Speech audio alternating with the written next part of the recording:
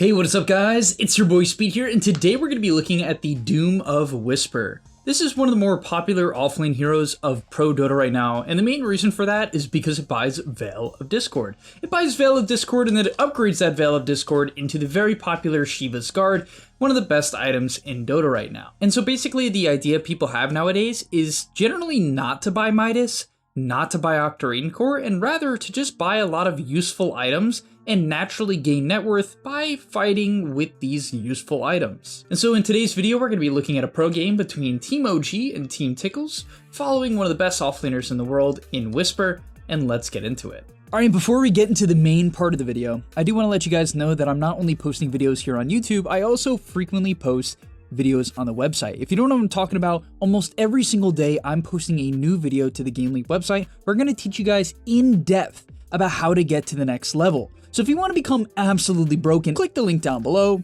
and sign up. So in terms of starting items, I've actually noticed this become somewhat of a trend as of late, which is not buying Quelling Blade and rather buying stats. Basically, you buy 3 branches, Stick, Circlet, Tango, and then you immediately upgrade it into Bracer. From there, if you're against something like a Faceless Void, right, a hero that doesn't naturally pressure you very hard, you buy the Blades of Attack for phase boots, and this is going to allow you to deny creeps with the damage of Bracer, right, also CS. Or if you're against something like Terrorblade, then you buy the boots. If you're against something like TA, you can buy Chainmail. Essentially, you can just adjust it to the game. The next thing he does is immediately goes for the small camp. After leveling up his Devourer at level 2, he's able to steal the movement speed creep. And this creep is wonderful. 12% movement speed is honestly kind of insane, as it gives you about 30 movement speed, and for your laning partner like Hoodwink, she gets that movement speed as well, right? About 30, maybe even 35. From there, the laning on this hero is pretty simple. You're a very tanky hero with reasonably high damage. You push in the wave of Scorched Earth, and that's about it, right? Essentially, you're going to see him continue to eat this small camp. I think they're intentionally not blocking it here because they just don't care.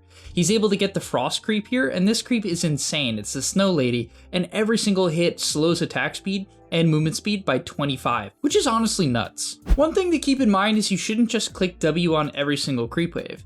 You should click the W when you're going to be 50-50 in the wave. What I mean by that is when the wave goes under the enemy tower, or if you can just comfortably aggro and ignore the enemy, right? Let's say it's a ranged hero. Clicking Scorched Earth on the creep wave doesn't really do anything. You can just pull creep aggro, CS the melee creeps by doing that twice, pulling aggro twice, and then going for the range creep later on or having your support get it. Against certain melee heroes like Slark, it's a lot more reasonable to click Scorched Earth and use it to try to get the range creep deny, because that hero doesn't have a range creep secure. Or even against Arc Warden, you can maybe tank the Spark Wraith and get the range creep deny. In that case, the wave went under tower, right? So you don't always have to push in the wave. Now, the main spike for Doom in the laning stage is either at level 2 by skilling up Infernal Blade and fighting with the new buffed Infernal Blade that actually has a lower cooldown ever since patch 7.35, or it's just level 3 and your Scorched Earth almost doubles in damage, right? It goes from a 10-second duration to a 12-second duration, increases in bonus movement speed, but most importantly does a lot of extra damage. Now, I'd say the main thing I really love about Whisper's gameplay is what he does here at level 4 in his itemization. I've seen this a couple times now where Doom's against ranged heroes with reasonably bad disengage, that if you go Boots Windlace and then take Infernal Blade at level 4, you can get kills, right? It's pretty cool, right? You'll see he's been laning normal, hasn't been getting aggressive, hits level 4, Boots Windlace, Scorched Earth. Once he gets on top of this guy, he's going to completely destroy him in terms of movement speed. 419 movement speed to the 330 when it's not even close, closes the gap. Easy bushwhack, and a stupidly easy kill. Like a ridiculously easy kill, and they find the Shadow Demon as well. So you love to see it, right? Really easy, simple execution, just buy boots, buy Windlace, and close the gap. And once you get ahead as Doom, this hero becomes really nasty, because you can kind of just keep going for these kills over and over again as they find the Arc Warden again. And yeah, Max Scorched Earth is just really easy to track people down. It's 14 seconds of 10% bonus movement speed and a lot of damage. Now, honestly, the next few segments for Whisper are really beautiful. Like, honestly, this is some incredible Dota. He pushes in the wave, he's really quick to react to an out-of-position Shadow Demon, eventually finds the heal, which is crazy. Like, this guy was so far away, but Phase Boots Windlace is the name of the game. The Windlace really makes a big difference. You can see it here. He's able to close the gap, finds the kill on Shadow Demon. That kill gives him level 6, and because he's close to the mid lane, he just runs mid and runs through the tower. Ember doesn't expect it. Nice stun from Seb on the Venge, and they get another kill. From there, him and his Hoodwink run behind the tier 1 tower, and they're gonna hunt the Arc Warden. This was an extremely Chad play, and a really great read to just understand that this guy kind of has to be here. He doesn't feel comfortable showing in the wave anymore, and they get another kill. And at this point of the game, guys, I'm not gonna lie, Doom isn't very good by himself. When Doom is on cooldown, you honestly can't really do anything by yourself. You can sort of just farm a Scorched Earth, but with a +1, you'll have enough damage. So just keep that in mind. You're not really gonna solo kill anyone with Doom, so if you wanna make plays, you're either just farming or you're making moves with something like a Hoodwink. Now moving on towards the mid game, at this point of the game, I mean, OG is absolutely destroying, largely due to the fact that the Arc Warden has 0 net worth. I mean, to be fair, no one does. But basically what he's gonna look to do is shove a wave and connect. Now, I will admit, this is actually why I really don't like Doom as a hero. Personally, I'm somewhat of a hater of the hero. I wanted to make the video because this hero is very, very popular and a lot of pros are spamming it. So I wanted to give you guys kind of just an idea of what people are doing. And I've even learned some things from watching this replay. He's very aggressive. He's very willing to connect to plays. And he's very willing to get active. I mean, even in this clip here, he kind of gets outplayed here. Really nice spear arena from the Mars, and they get caught under the tier 2, so they die. He reacts poorly here, could have gotten off a W, could have gotten off Scorched Earth and his wand, and done a little bit of damage, maybe even Doom onto, I don't know, the Ember. So yeah, messes up a little bit. But the main thing here is that he's willing to fight. He's willing to get active. And it puts very little emphasis on farming. And honestly, I think there's 2 routes to playing Doom. Either you kind of commit to farming, or you try to really look for these fights, right? You really push up. I don't know, the in-between is just difficult. Like for instance here, he kind of tries to do the in-between, where you push a wave. The problem is, in a lot of scenarios, the Scorched Earth is a 19-second cooldown after you use it to farm. That's pretty long, and so it can feel really awkward to show up to a fight with no W. You just don't do that much damage. You can click Doom, but that's it, right? I mean, for instance here, he's chatting up, but realistically, you're not a blink stun, you're not really a disable. I mean, he has Purge here, and this is what's cool. This thing is really broken. Now, Purge is the ability you get from one of the neutral creeps. It's the little small one in the mini Satyr camp. It is very expensive in terms of mana, 115. It says on the tooltip 120, but apparently it's 115. Who knows? This spell is insane because in a game like this, you purge Solar Bind, you purge Pavis, right? You purge, I guess you don't purge anything from Shadow Demon, but you do purge Chains, and most importantly, well, outside of Chains and Solar Bind, is Flux, right? So you can just get rid of all of these abilities. And this is their setup, right? This is the majority of their stable outside of course, the arena. And so it's really great. This clip shows it, right? You'll notice he's going to walk in, gets fluxed, gets chained.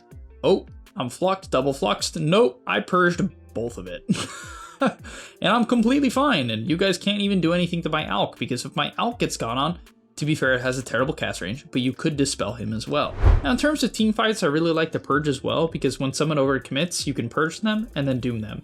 And this is going to cause them to really get stuck out of position and likely get finished off by your team. For instance here, right? Doom into the Purge, into the Veil, and eventually they'll just kind of click them down. Once again, this is kind of why I hate Doom. I feel like sometimes Scorched Earth is just such a clunky ability where you use it to farm one creep camp and then you don't have it to fight. And that did happen there again, but still, feeling good. Also, in terms of talents, he took Scorched Earth damage, which is pretty standard. Now at this point of the game, you're going to max out your Q and try to use the Q as much as humanly possible. You should look to have almost no downtime. I mean, if it's a good game for the Purge creep, you should essentially never trade it out until maybe you're going to take a stun creep. Late game, I mean, a lot of people just don't even trade it out ever. I mean, the Purge creep's insane. It's like having a permanent manta in a lot of games, right? It's insane. It's a 3-second cooldown. It really is broken. And that's a big part of this hero, no joke. If you play Doom and you never consider using this, you're just missing out on arguably the most broken part of the hero. And that might seem crazy for me to say, but it's just like a lot of heroes, just almost no heroes have this option to have the active of this camp, right? So just keep that in mind. And one of the nice things is in terms of teamfight execution at this point of the game, because you don't have Blink Dagger, it's really easy, right? You just sort of run in. As you can see, he does get initiated on here, but you're really tanky with this build because, well, you have a Purge creep, so these Flux, both of them, will eventually do nothing when he dispels himself, which he inevitably will. Boom, dispelled. He's healing from, of course, his wand, his raindrops keeping him alive, and he has Dragon Scale. Eventually, he's going to click his W, he clicked his Shivas, which is going to slow everyone around him. And then from there, if you have Doom, you kind of just generally Doom the closest core. I wouldn't even be afraid to Doom supports, guys. Like, realistically, it's pretty good. It solo kills most supports, because at level 1, this ability does 480 pure damage, right? That's pure damage. And they can't heal, so they can't pop wand, they don't get their base regen, and then any other damage they take just destroys them. So if a support is like half HP, it's literally just gonna kill them. I'm not kidding, like, CM dies from half health to Doom. Just Doom. And alright, from there he picks up a pipe, and of course it just depends game to game. You can begin to scale at this point of the game. For instance, I'm actually a pretty big fan of late Octarine core on this hero, because it lowers the cooldown of the Purge, the Doom, the Inferno Blade, the W, the Devour, Shivas, Phase Boots. It's good, right? On top of that, if you keep the Purge creep, you need a mana pool and Octarine gives that to you. I like Blink because Blink Shivas is just really strong, blinking into the enemy team, and hitting 5 heroes with Shivas often ends team fights nowadays due to the fact that it, amps magic damage by 15%. It's just really good, and of course it slows, which it always has done. Thank you guys so much for watching. I know this video was a bit shorter, but I think there's a lot of key points here about how to play Doom. Main thing, look for kills at level 6 with Doom. In the laning stage, the main spike is a level 3 or level 4 with the movement speed items. From there, look for a Purge creep, right? Try to get Purge creeps, guys. It's really, really OP. And then from there, don't farm too much. I would mainly look for kills with your +1 support, especially when you have Doom. And drag creep waves to creep camps and click Scorch Earth. This is the best way to farm. All right, thank you guys so much for watching. I'll see you in the next one, and I'm out. Peace. And that's all, but remember, before you leave, come on, before you tune out, subscribe to the Game Leap website where we are going to help you get to the next rank. If you're stuck, click the link down below, and I'm out. Peace.